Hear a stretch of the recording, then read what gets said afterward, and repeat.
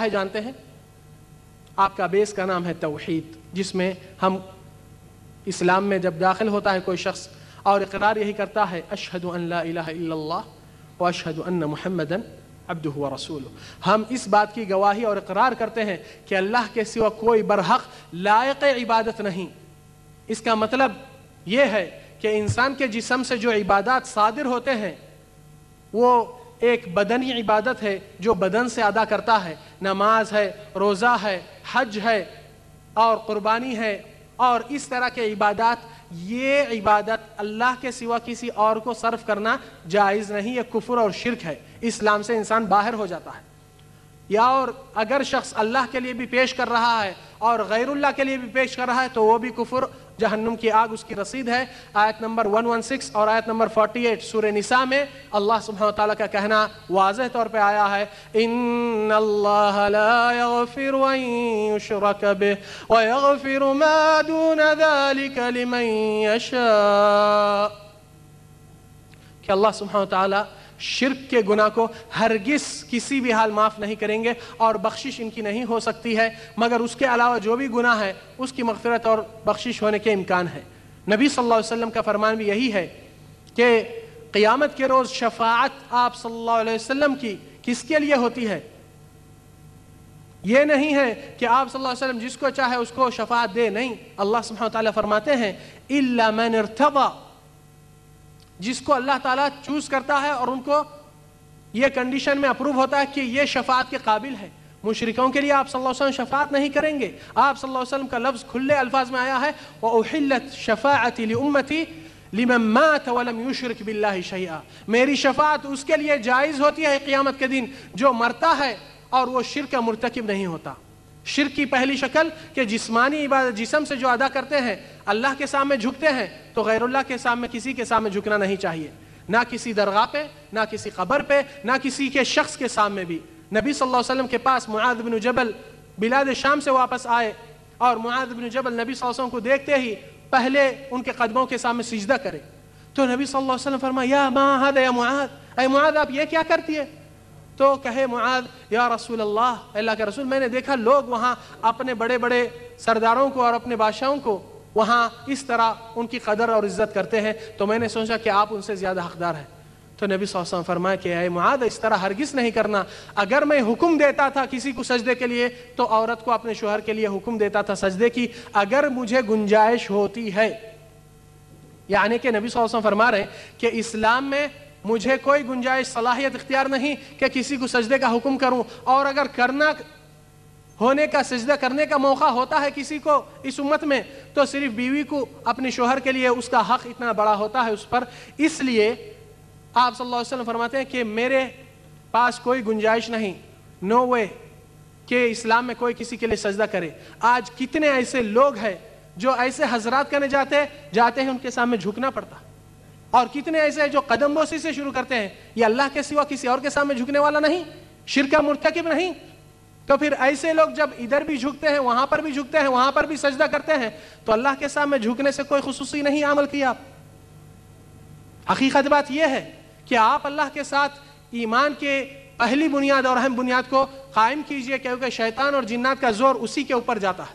آپ کا بیس آج کے ایگزیبیشن میں آپ دیکھے ہوں گے کہ دو عمارتیں ہیں، ایک ایمان ہے، اگر نیچے سے ٹوٹ گیا تو عمارت ٹوٹنے سے اوپر کے نماز، روزے، زکوٰۃ آپ کو کام نہیں آئے گا، کیونکہ یہ میرا کہنا نہیں۔ قرآن میں آپ دیکھیے اللہ سبحانہ وتعالیٰ نبی صلی اللہ علیہ وسلم سے خطاب کر فرما رہے ہیں وَلَقَدْ أُوحِيَ إِلَيْكَ وَإِلَى الَّذِينَ مِن قَبْلِكَ لَئِنْ أَشْرَكْتَ لَيَحْبَطَنَّ عَمَلُكَ وَلَتَكُونَنَّ مِنَ الْخَاسِرِينَ وَلَتَكُونَنَّ مِنَ الْخَاسِرِينَ۔ اے نبی آپ کو بھی وحی اسی بات سے آیا ہے جیسا کہ آپ سے پہلے پیغمبروں کو دیا گیا ہے۔ وَإِلَى الَّذِينَ مِن قَبْلِكَ لَئِنْ أَشْرَكْتَ، اگر آپ سے ذرا بھی شرک کا فعل ہو جائے کیا نتیجہ کیا ہوتا ہے؟ لَيَحْبَطَنَّ عَمَلُكَ، آپ کے سارے نیک اعمال حبط اور ضائع ہو جائیں گے۔ وَلَتَكُونَنَّ مِنَ الْخَاسِرِينَ، اور آپ ان لوگ کے ساتھ ہو جائیں گے جو خسارہ اور گھاٹا اور نقصان اٹھائیں گے قیامت کے روز۔ اگر یہ نبی صلی اللہ علیہ وسلم کے لیے خطاب ہے تو آپ اور ہم کس گنتی میں آتے ہیں؟ یہ اصل بیس اور بنیاد جس کے اوپر شیاطین کے اثرات اور جادو کے حالات اس کے طرف انسان کو ڈبانا چاہتے ہیں تاکہ اس کا بیس ختم ہو گیا تو شیطان کا دعویٰ کہ جہنم کے طرف اکثر لوگ کو لے کے جاؤں گا، اور یہ سب سے شارٹ کٹ ہے اس کے لیے۔ جب انسان کو عقیدے کا اور توحید کا نالج علم نہیں تو بہت آسانی سے یہ عاملوں سے یا جادوگروں سے یا فلانوں سے اپنے ایمان کو بیچ کر کھو بیٹھتا ہے۔ کیوں اسلام میں جادوگر کی سزا قتل ہے؟ اس کا سر قلم کیوں کیا جاتا ہے؟ عمر فاروق کے پاس، ان کی بیٹی کے پاس، جو حفصہ کے پاس ایک جادوگرنی جو جادو کا کام کرتی تھی، اس کی گردن کیوں کاٹ دیے؟ آخر کچھ وجہ تو ہونا چاہیے۔ یہ کانسیپٹ انشاءاللہ تھوڑی دیر سے جادو کے تعلق سے اس کے اندر آئے گا۔ تو یہاں پر یہ بات کا خلاصہ ہے کہ عبادت جو بدنی ہے اللہ کے سوا کسی اور کو نہیں پیش کرنا چاہیے، یا اللہ کے ساتھ کسی اور کو صرف نہیں کرنا چاہیے۔ آج کتنے لوگ ہیں جو جانور کو لے کر غیر اللہ سے کے نام سے منتیں کرتے ہیں، فلان درگاہ سے یا فلان بابا سے یا فلان مکان سے جا کر اس درگاہ کے پاس یا اس صاحب کے پاس ان کے پاس کاٹتے ہیں۔ یہ شرک اور کفر ہے۔ انسان کے پاس کوئی چیز باقی نہیں اس کے بعد۔ پھر دوسری عبادت جو انسان کی زبان سے ہوتی ہے، جیسا کہ دعا، مدد کی پکار اور قسم اور منت اور اس طریقے ذکر، اور جو اس طریقے زبان سے بات ہوتی ہے، کسی کی اللہ تعالیٰ کی بڑائی کرنا بھی ایک زبان کی عبادت ہوتی ہے۔ تو یہ عبادت بھی اگر انسان اللہ کو چھوڑ کر یا اللہ کے ساتھ بھی کسی اور کے لیے صرف کیا تو بے شک وہ مشرک اور جہنمی ہو جاتا ہے، اس کے سارے اعمال حبط اور ضبط ہوتے ہیں۔ آپ کو اس کا ثبوت ہونا ہے۔ سورہ شعراء آیت نمبر 214 214 اللہ سبحانہ وتعالیٰ فرماتے ہیں وَلَئِن دَعُوتَ مَعَ اللَّهِ إِلَهًا آخَرَ لَتَكُونَنَّ مِنَ الْمُعَذَّبِينَ۔ اے محمد صلی اللہ علیہ وسلم، اپنے حل مشکلات کے لیے، انجائے حاجات کے لیے، ضرورات کی تکمیل کے لیے اگر آپ اللہ کے سوا کسی اور کو پکاریں گے تو آپ کو ان کے ساتھ ٹھہرائے جائیں گے جو عذاب میں ٹھہرے ہیں۔ کتنا بڑا خطاب ہے۔ اور دوسری بات اللہ سبحانہ وتعالیٰ قرآن کے اندر فرماتے ہیں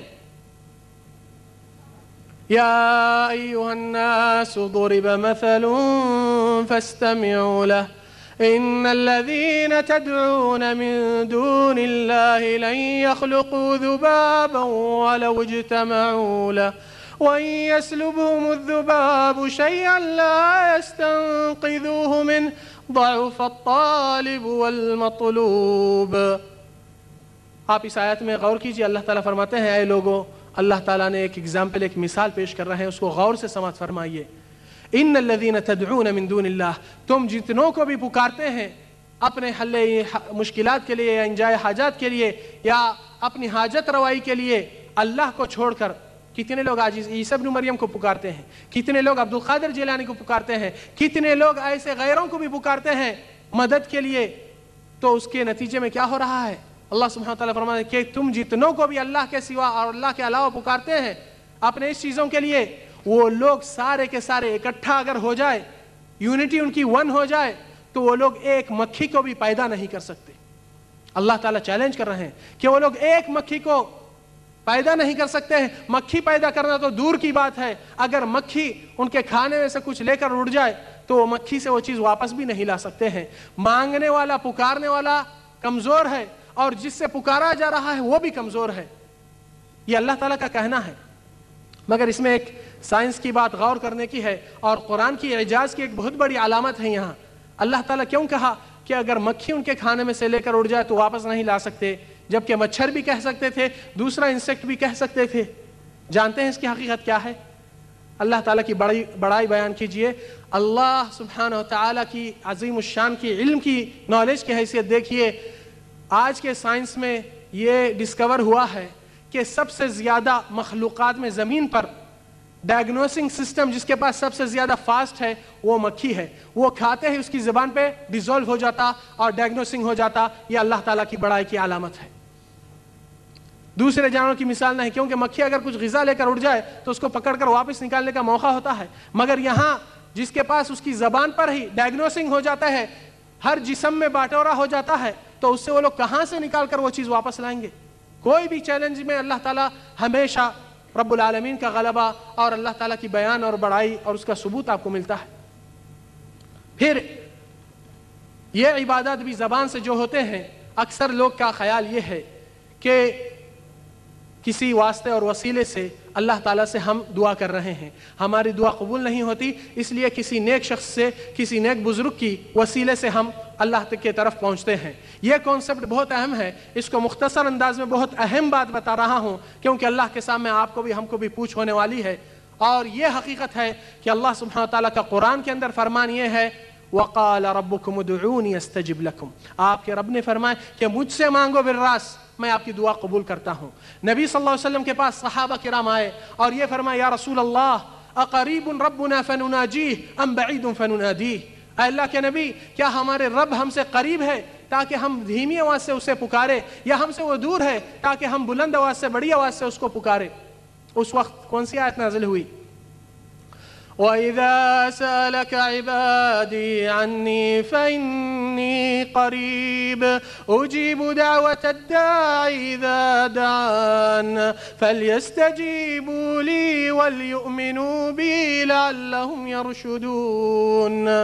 اے نبی، جب میرے بندے میرے بارے میں سوال کر رہے ہیں تو میں بالکل قریب ہوں۔ اللہ تعالیٰ کا علم ہر چیز سے اور ہر امور سے واقفیت ہے، اور اللہ تعالیٰ کی ذات عرش پر مستوی ہے، 7 آسمان کے اوپر رب العالمین الرحمن علی العرش استوا، سورہ طٰہٰ کی آیت نمبر 5 میں معلوم ہوتا ہے کہ اللہ تعالیٰ عرش پر مستوی ہے۔ زیادہ لوگ یہ بات کہہ دیتے ہیں کہ اللہ تعالیٰ ہر جگہ ہے، یہ بات درست نہیں، قرآن کی آیتوں کے خلاف۔ نبی صلی اللہ علیہ وسلم کے پاس ایک شخص آیا اور کہا، اللہ کے رسول، میرے پاس ایک جاریہ جو کام کرنے والی ہے، میرے بکریاں چراتے وقت اس کی لاپرواہی کی وجہ سے ایک جانور میرا کم ہو گیا ہے، جس کی وجہ سے مجھے رنج اور غصہ آیا، تو میں نے اس کے اوپر ہاتھ اٹھا دیا، کیا اس کو آزاد اور رہا کر دوں؟ تو نبی صلی اللہ علیہ وسلم اس کو کہے کہ اس کو یہاں بلوائیے۔ وہ جاریہ وہاں آئی، نبی صلی اللہ علیہ وسلم پوچھے، یا جاریہ این اللہ، اے جاریہ اللہ تعالیٰ کہاں ہے؟ تو اس نے اس طرح کر کر فرمائی، فی السماء، آسمان پر ہے۔ آپ صلی اللہ علیہ وسلم دوسرا کوشچن یہ کرے، من انا، میں کون ہوں؟ قالت انت رسول اللہ، آپ اللہ کے رسول ہے۔ تو نبی صلی اللہ علیہ وسلم یہ 2 کوشچن آنسر میں اس شخص کو حکم فرماتے ہیں، یا ھذا اعتقھا فانھا مؤمنہ، اسے آزاد کر دے، یہ تو ایمان والی ہے۔ کس بات پہ؟ یہ 2 کوشچن پہ۔ تو نبی صلی اللہ علیہ وسلم کی حدیث یہ بھی آ رہی ہے، اذا سألت فاسأل اللہ، سوال کرنا ہو تو اللہ ہی سے کرو، وَإِذَا اسْتَعَنْتَ فَاسْتَعِنْ بِاللَّهِ، مدد مانگنا ہو تو اللہ ہی سے مانگیے۔ آپ ہر نماز میں ہاتھ پہ ہاتھ اگریمنٹ اللہ کے سامنے کیا کہتے ہیں؟ إِيَّاكَ نَعْبُدُ وَإِيَّاكَ نَسْتَعِينُ، اے اللہ ہم تیری ہی عبادت کرتے، تجھ سے ہی مدد مانگتے۔ پھر سلام پھیرنے کے بعد یہاں وہاں کیوں جھکتے؟ ان کی قسم کیوں کھاتے؟ اپنے بچوں کی رزق کی قسم کیوں کھاتے؟ نبی صلی اللہ علیہ وسلم فرمائے، من كان حالفا فليحلف بالله او ليصمت، جو بھی قسم کھانے والا ہے اللہ کی قسم کھائے یا خاموش ہو جائے۔ تو جس حد تک وسیلے کی بات آتی ہے، قبولیت کی دعا میں یہ شرط نہیں کہ کسی نیک صالح کی وسیلہ لگانا پھر بعد میں وہ عبادت قبول ہوتی۔ آج آپ اور ہم نمازیں پڑھتے آتے ہیں، مگر کسی بھی نماز میں ہم یہ نہیں کہے کہ فلان کے وسیلے سے یہ نماز کو قبول کر رہے، نماز ڈائریکٹ جا رہی ہے۔ اور حج ادا کر رہے ہیں، حج میں بھی کسی کا وسیلہ نہیں لیا جاتا، ڈائریکٹ چلا جاتا۔ روزہ رہتے ہیں، روزے میں بھی ہم یہ نہیں کہتے ہیں کہ فلان کے وسیلے سے، بلکہ ڈائریکٹ چلا جاتا ہے۔ تو اتنے بڑے بڑے عبادات اللہ کو ڈائریکٹ جاتے ہیں، تو اتنی سر کی دعا کو جانے میں کیا حرج ہے؟ پھر دوسری بات غور کیجئے کہ اللہ سبحانہ وتعالی، ایک اہم بات قرآن میں مثال آپ خود کل بھی سنے ہوں گے کہ اللہ سبحانہ وتعالی کے سامنے ابلیس، جو ابلیس ہے، آپ اس کے مقابلے میں کیا رینک رکھتے ہیں؟ آپ تو اس سے اچھے ہیں نا۔ ابلیس نے اللہ تعالیٰ سے ڈائریکٹ مانگا کہ اللہ مجھے مہلت دے دے، تو اللہ تعالیٰ اس کو مہلت دے دے۔ ابلیس کا کام بن گیا، وہاں آپ کا کیوں نہیں بنے گا؟ یہ بہت غور کرنے کی بات ہے کہ اللہ سبحانہ وتعالی قریب مجیب ہے، آپ کی بھی سنتا ہے، سب کی بھی سنتا ہے۔ اگر ایسے واسطے وسیلے ہوتے تو اس میں 3 اور کنڈیشنز ہوتے ہیں۔ پہلی چیز، اگر ہم کو وسیلہ لینا ہے، یا تو زندہ کا لیں گے یا تو مردہ کا لیں گے، اور اگر زندے کا لیں گے اور وہ شخص کل کے دن کفر میں چلا گیا تو کیا ہمارا ایمان بک گیا؟ اور اگر کسی گزرنے والے شخص کا وسیلہ لیں گے تو فلان ولی، فلان بابا، فلان پیر، ان کے وسیلے لیے جاتے ہیں، اور اس بنیاد کے اوپر کہ وہ لوگ نیک اولیاء اللہ صالحین تھے۔ تو سوال یہ اٹھتا ہے، آپ ابھی جمعے کی نماز پڑھے، آپ کی نماز قبول ہوئی ہے؟ بتا نہیں سکتے، اللہ تعالیٰ بہتر جانتا۔ آپ کے گزشتہ ماہ رمضان کے روزے ہوئے، وہ قبول ہو گئے یا ایک دن بھی قبول ہوا، آپ کہہ سکتے ہیں؟ نہیں۔ جس کو حج نصیب ہوا، وہ حج کرنے کے بعد یہ کہہ سکتا ہے کہ میرا حج قبول ہو گیا؟ آپ حتیٰ کہ ایک ذکر ایک دعا بھی کرے سو قبول ہوئی یا نہ ہوئی آپ نہیں کہہ سکتے ہیں. اپنے عبادات جو پیش کرتے ہیں آپ کہتے ہیں اللہ تعالیٰ بہتر جانتا. تو یہ سوچئے جب آپ اپنی خود کی نماز، خود کا روزہ، خود کا عمل آپ اس کی گارنٹی نہیں دے سکتے ہیں تو دوسرے کو اولیاء اللہ کیسے پہنچا دیتے ہیں؟